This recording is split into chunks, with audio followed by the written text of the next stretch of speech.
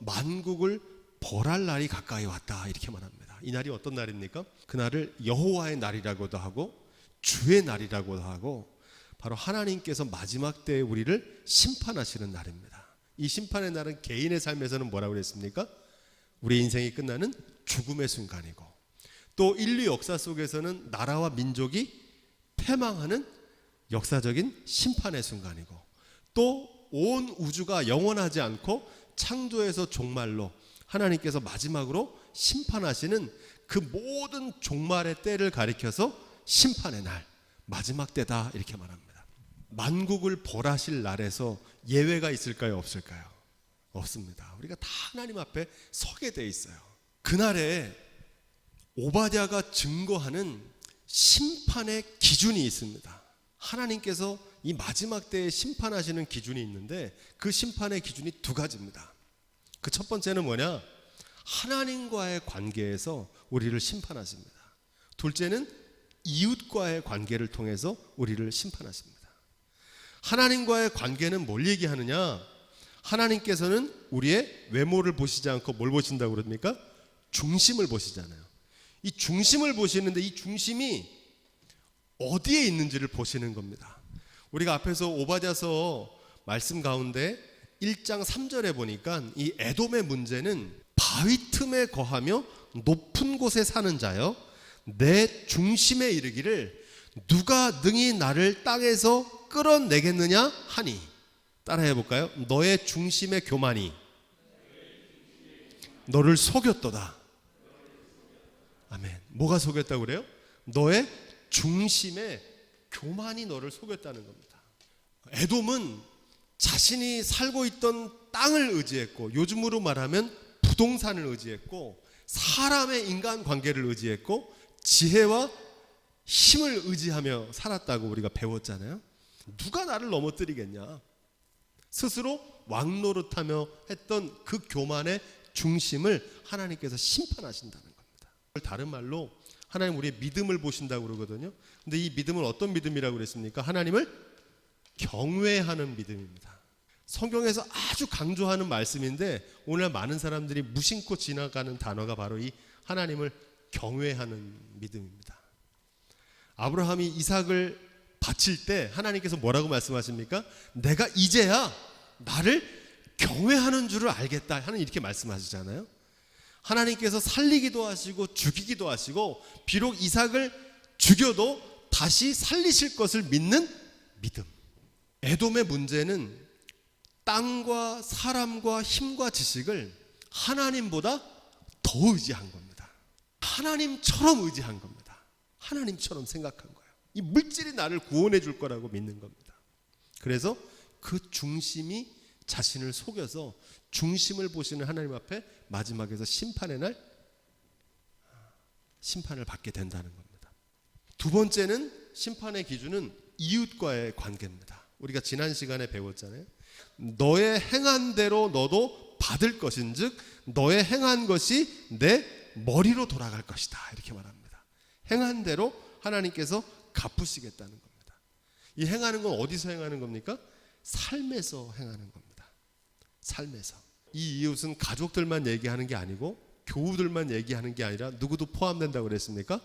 원수도 포함된다고 그랬죠. 그리고 이 이웃에는 사람만 있는 게 아니라 자연 만물, 하나님이 주신 생태계도 우리가 보호하고 지켜야 될 이웃인 줄로 믿습니다. 그래서 이웃과의 관계에서 우리가 하나님 앞에서 뭘로 살아야 된다고 그랬냐면 청지기로 살아야 된다 이렇게 말씀드렸습니다. 청지기. 그걸 잘 관리하고 다스리는 겁니다. 그래서 저는 하나님께서 우리 강릉 예한교회 청지기로 보내신 거예요. 예. 그래서 이 청지기의 사명을 잘 감당했는지 마지막 심판대 앞에서 강릉 예한교회 담임 목사로 사명을 잘 감당했는지 하나님께서 물으실 줄로 믿습니다. 저만 그런 게 아니라 여러분도 마찬가지예요.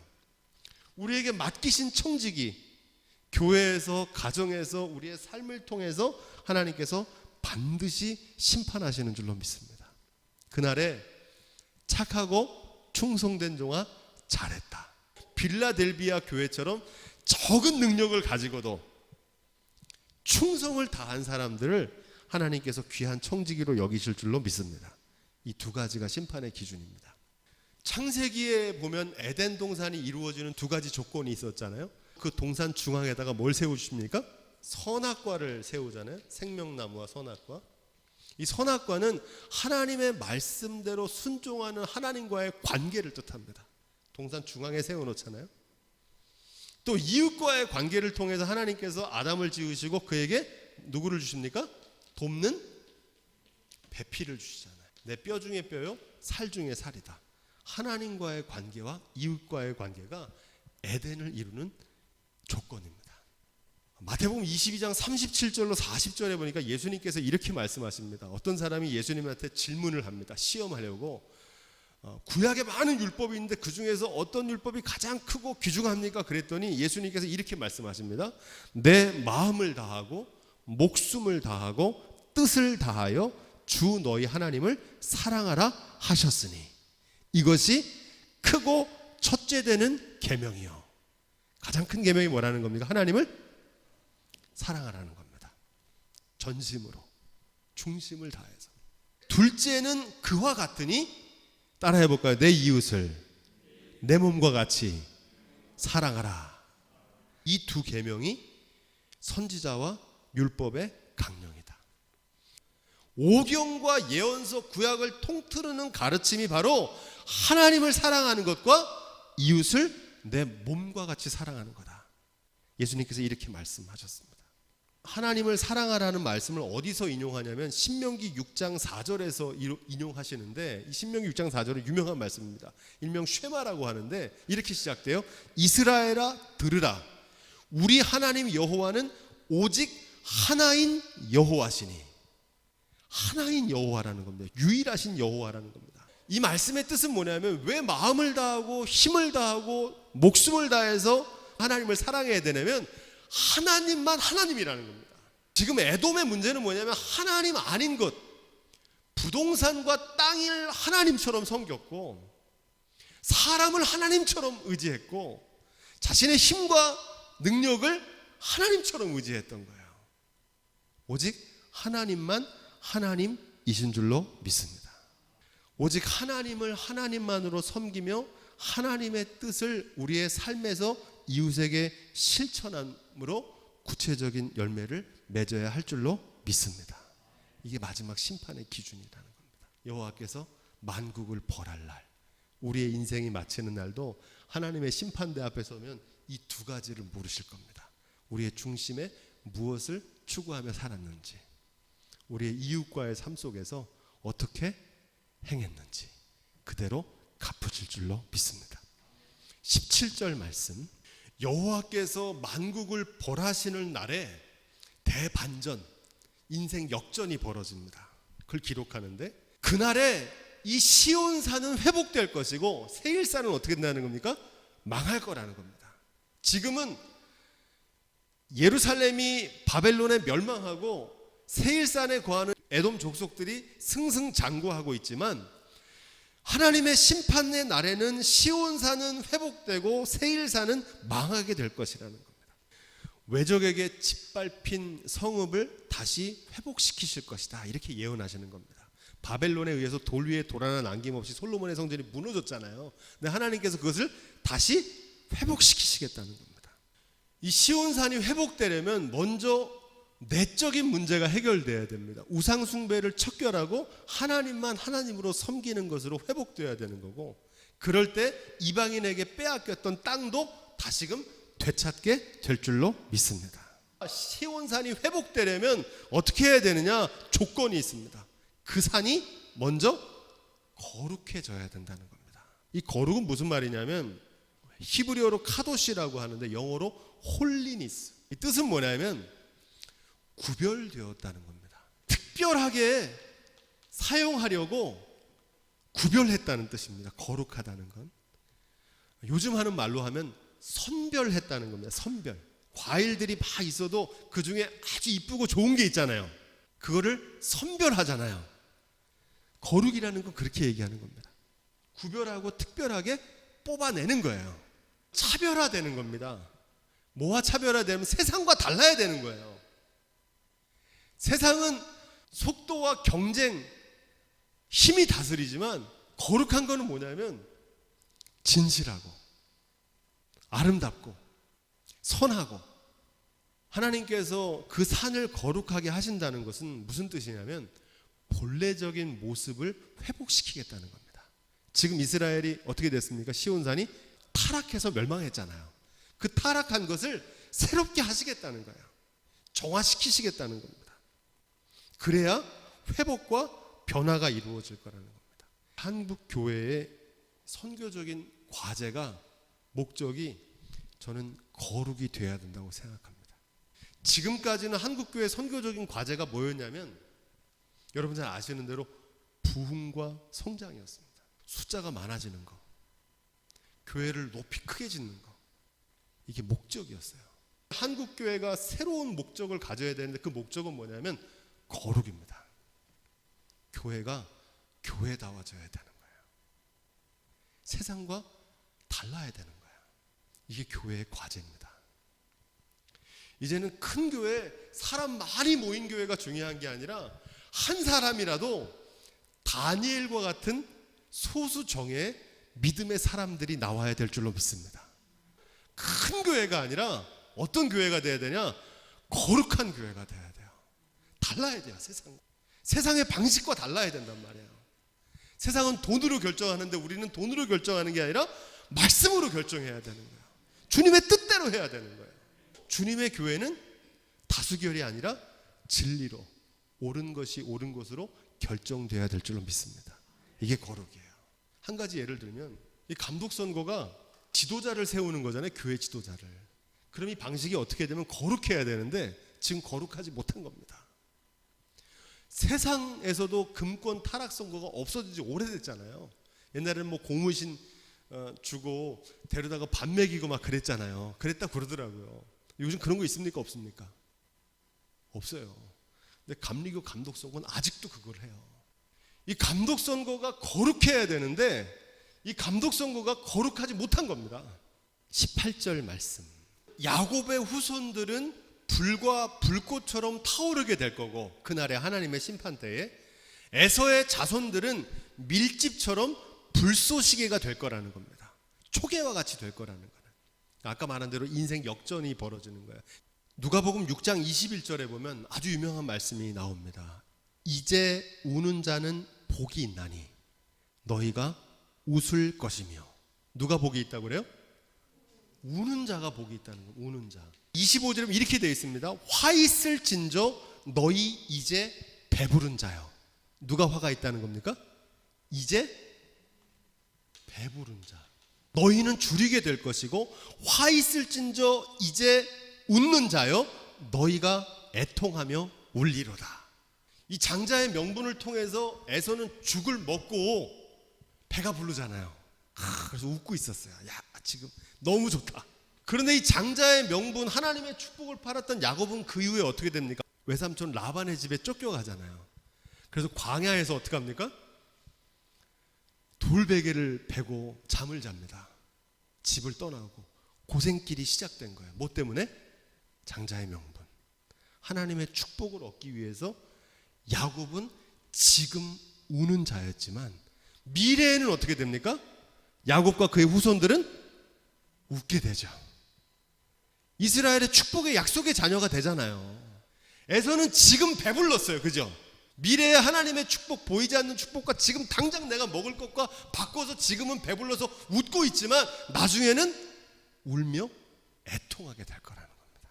지금 당장의 유익을 위해서 세상의 것만 바라보며 살았던 에서는 울게 될 것이고, 지금 하나님의 뜻을, 축복을 이루기 위해서 눈물로 씨를 뿌린 자는 기쁨으로 단을 거두게 될 줄로 믿습니다. 여러분, 야곱과 에서의 차이가 무엇인지를 잘 분별해야 됩니다. 혈통의 차이 있습니까? 없습니까? 없어요. 둘 다 아브라함의 손주들이고 이삭의 아들들이었습니다. 뭐가 달랐습니까? 무엇을 의뢰하는지에 대한 삶의 방식이 달랐어요. 에돔은 뭘 의지했습니까? 부동산을 의지했어요. 땅을 의지했어요. 자기가 구하는 높은 땅, 그것이 나를 지켜줄 거라고 생각했고, 사람을 의지했어요. 인간의 힘과 지식을 의지했단 말입니다. 그런데 야곱은 뭘 의지했습니까? 하나님의 축복. 보이지 않지만, 지금 당장 뭐 얻을 수 있는 건 아니지만 미래의 어느 날 하나님께서 주시는 장자의 명분, 하나님의 축복을, 하늘의 복을 더 귀하게 여겼다는 사실입니다. 무엇을 추구하느냐가 중요합니다. 구하는 대로 따라온다고 그러는데, 이 추구한다는 것은 삶의 목적이거든요. 여러분, 인생의 목적이 어디 있습니까? 목적을 어디에 두고 샀냐? 목표. 나의 생명과 목표가 어디 있습니까? 그냥 목적 없이 방황하며 삽니까? 목적지가 있잖아요. 우리가 가야 될 목적지가 어디입니까? 마지막 들어갈 본향이 어디입니까? 천국, 하나님의 나라 맞습니까? 네. 거기가 우리 목적이거든요. 우리의 골이 거기 있어요. 그런데 이 목적을 하나님께 두지 않고 에돔은 썩어지는 것, 두고 가는 것에 목적을 두고 살았던 겁니다. 어떻게 하면 내가 더 잘 먹고 잘 살까, 이 땅에서. 그것만 생각하며 살았던 거예요. 에돔은 무엇을 추구하는지, 목적은요 자력처럼 따라옵니다. 심는 대로 거둔다고 그러잖아요. 썩어질 것을 심으면 뭐가 나옵니까? 썩어질 것을 거두게 돼 있어요. 썩지 않을 것을, 성령을 쫓아 심으면 영생을 거두게 될 줄로 믿습니다. 무엇을 의지하는지, 어디에 목적을 두고 사는지 언제 드러내냐면 평상시에는 안 드러납니다. 언제 드러납니까? 이게 심판의 날, 위기의 순간에 드러납니다. 뭘 의지하는지. 예배당을 짓자고 그랬더니 뭐부터 하냐면 계산기부터 두들겨요. 왜냐면 뭘 의지합니까? 위기의 순간에 보이잖아요. 속이 보여요. 중심이. 돈을 의지하고, 목사님 사람이 없는데 이걸 어떻게 합니까? 위기의 순간에 중심이 드러나요. 하나님의 일, 하나님의 나라를 위해서 해야 될 일이면 하나님께서 채우시고 인도하신다는 걸 믿습니다. 그래서 기도하거든요. 무엇을 추구하는지가 열매로 나타납니다. 열매로. 오늘 무엇을 추구하며 사는가에 따라 내일의 열매가 결정된다. 어김없습니다. 정확해요. 썩어질 세상의 영광을 구하며 사는 사람은 세상의 영광을 얻습니다. 썩어질 거를. 그러나 영원한 하나님의 말씀, 생명의 말씀을 품고 그 말씀대로 사는 사람은 영생을 얻게 될 줄로 믿습니다. 성령을 심는다는 건 뭐냐면 말씀대로 사는 거예요. 말씀을 추구한다는 건 뭐냐면 사랑을 추구하는 거예요. 교회 다니는 목적이 사랑하는 데 목적을 두는 거예요. 거룩해지는 데 목적을 두는 거란 말입니다. 화목하는 데 목적을 두는, 어떻게 하면 이 일을 더 잘할까, 여기에 관심을 갖는 게 아니라 어떻게 하면 이걸 더 아름답게 멋지게 할까, 사람들의 칭찬을 받을까, 이게 아니라 하나님이 날 어떻게 보실까, 어떻게 하면 이 일을 통해서 하나님의 영광을 나타낼까. 할렐루야.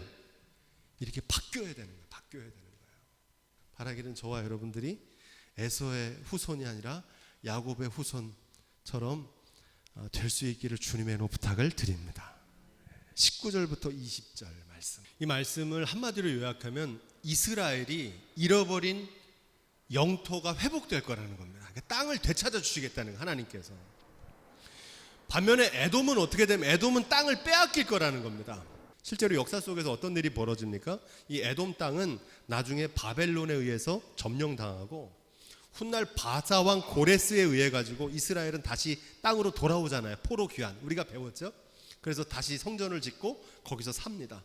그러다가 또 나중에 헬라 제국이 일어나 가지고 셀류코스 왕조의 에피파네스, 우리가 전에 배웠잖아요. 그게 또 쳐들어와 가지고 성전을 무너뜨립니다. 마카비라고 하는 믿음 좋은 가문이 일어나 가지고 독립전쟁을 일으켜 가지고 하스몬 왕조라고 200년 동안 유대 나라를 세웁니다. 그런 많은 변화가 있어요. 땅의 소유권은 영원하지 않고 변합니다. 변해요. 땅은 누구의 것이라고 그랬습니까? 땅은,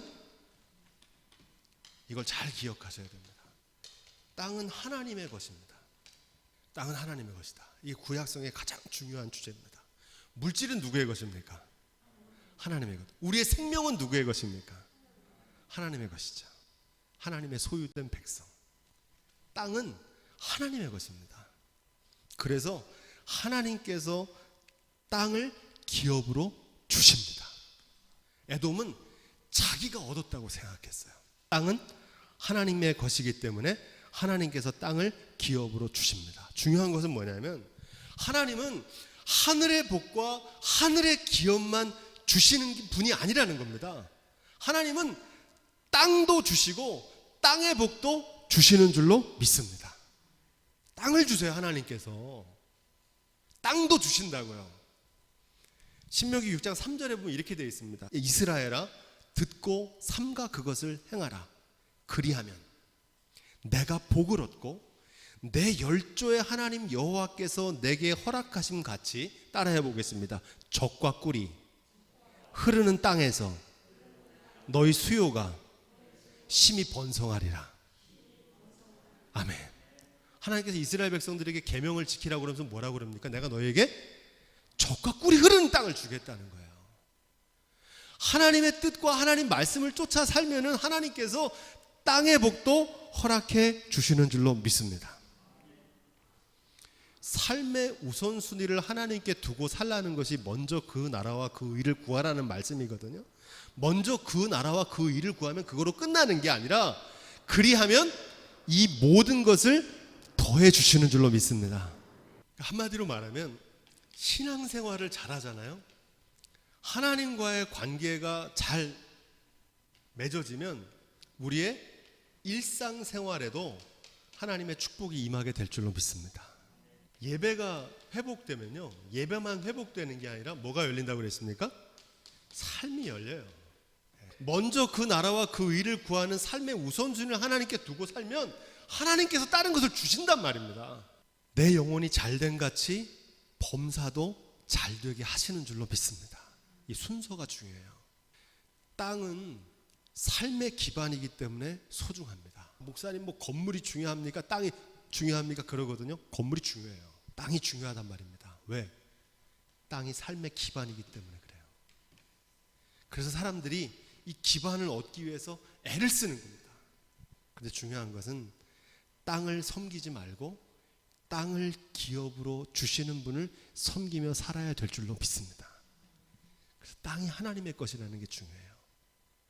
다윗은 뭐라고 그랬냐면 여호와는 나의 삶의 기반입니다 그랬어요. 왜? 하나님이 땅도 주시거든요. 건강도 주시고 일도 주시고 그 기반을 주시지 않으면 살아갈 수가 없어요. 어떤 인생도. 근데 이거를 모르고 사는 겁니다. 에돔 같은 사람들은 자기가 물질이 땅이 삶의 기반인 줄 알아요. 근데 그 기반은 무너집니다. 오직 하나님을 삶의 기반으로 섬기며 살아갈 수 있는 저와 여러분들이 될 수 있기를 주님의 부탁을 드립니다. 마지막 21절 아주 귀한 말씀이 나오는데 구원자들이 시온산에 올라와서 이렇게 말합니다. 여기서 말하는 구원자들은 누구를 얘기하냐면 구원받은 남은 자들을 가리킵니다. 남은 자. 우리가 배웠죠? 그루터기처럼 남은 자들을 남겨두시겠다고 그랬잖아요. 그 대표적인 남은 자가 누굽니까? 포로로 잡혀갔을 때 다니엘과 사드락 메삭 아벳느고는 남아 있었잖아요.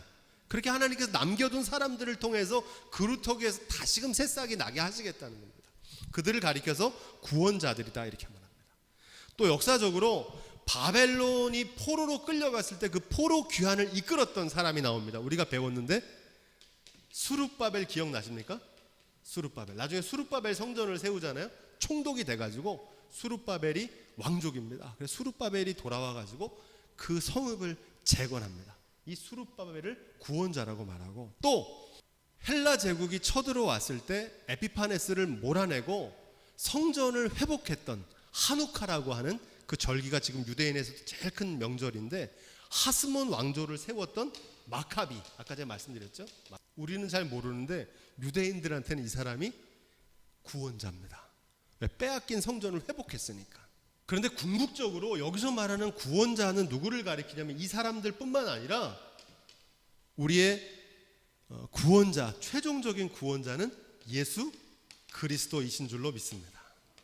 그래서 이 수룹바벨 마카비 이 남은 자들이 예수 그리스도를 예표, 미리 보여주는 겁니다. 미리 보여주는 거. 모델 하우스처럼.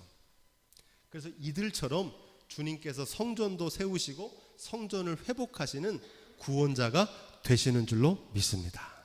중요한 건 맨 마지막 절인데 따라해 보겠습니다. 나라가 여호와께 속하니라. 아멘. 이게 오바댜의 대망입니다. 여기서 나라는 어떤 나라를 얘기하냐? 하나님의 나라, 하나님의 통치하시는 나라입니다. 하나님의 나라 하면 우리가 죽음 이후에 가는 천국만 생각하는데, 그 천국만 있는 게 아니라 하나님의 뜻이 이루어지는, 우리의 삶에서 경험하는 천국도 있는 줄로 믿습니다. 이 구약 성경에서 말하는, 오바댜가 말하는 이 나라가 하나님께 속한다고 하는 건 바로 하나님의 통치, 하나님의 통치가 회복될 거라는 겁니다. 원래 이스라엘의 왕은 누굽니까? 하나님이시죠. 만국의 왕은 누구십니까? 그것도 하나님이십니다. 진짜 왕이 나타나서 통치하실 거라는 겁니다. 우리가 믿는 기독교를 한자로 기독교고 그리스도교라고 그럽니다. 그리스도교. 왜 그리스도교냐? 이 그리스도교의 핵심은 예수님이 그리스도라고 믿는 겁니다. 이 그리스도가 뭡니까? 왕이라는 뜻입니다. 왕. 통치자. 예수님이 다스린다는 겁니다. 기독교의 대망은 그래서 하나님의 나라입니다. 하나님의 뜻이 이루어지는 거예요. 우리가 주기도문 할 때 어떻게 기도합니까? 뜻이 하늘에서 이룬 것 같이 땅에서도 이루어지이다. 성경 말씀이 오늘 우리의 삶에서, 가정에서, 교회에서 이루어지는 겁니다. 그게 하나님의 통치, 하나님의 나라입니다. 하나님이 다스리시는 거예요. 나라가 세워지려면 영토, 땅이 있어야 되고, 그리고 뭐가 있어야 됩니까? 국민들이 있어야 되잖아요. 그리고 가장 중요한 게 뭐라고 그랬습니까? 주권이 있어야 돼요. 주권. 하나님의 주권을 회복시키시겠다는 겁니다. 예수님을 그리스도로 믿는 게 기독교입니다. 이게 그리스도 교회입니다. 그런데 오늘날 예수님이 아니라 다른 것들이 왕노릇합니다. 세상에서 뭐가 왕노릇합니까? 돈이 왕이잖아요. 그죠? 우리나라에서는 부동산이 왕입니다. 그래서 사람들이 마음을 다하고 힘을 다하고 목숨을 다해서 돈을 벌려고 애씁니다. 돈을 많이 벌면 성공했다고 그러고, 돈을 많이 벌면 잘 산다 그럽니다. 거룩하게 사는 사람이 잘 사는 게 아니라 부흥하고 성장한 목사님이 성공한 목사님이라고 생각해요. 지금까지는 그랬어요. 그런데 오바댜 말씀을 보니까 우리의 생각이 바뀝니다. 하나님의 통치, 하나님의 뜻을 이루어 드리며 살아가는 사람들이 그리스도인입니다. 세상의 방식대로 사는 게 아니에요. 저는 적어도 주님의 몸된 교회만은 주님께서 왕노릇하는 교회가 될 수 있기를 소망합니다. 그렇게 기도하셔야 돼요. 이 교회는 사람이 왕노릇하면 안 돼요. 이 교회는 돈이 왕노릇하면 안 돼요. 적그리스도입니다. 주님이 다스리시는 교회, 주님의 뜻이 이루어지는 교회. 할렐루야. 주님의 말씀대로 이루는 교회가 돼야 됩니다. 그게 교회를 넘어서 우리가 살고 있는 사회도, 온 세상도 나라가 여호와께 속하는 역사가 이루어지기를 간절히 기도합니다.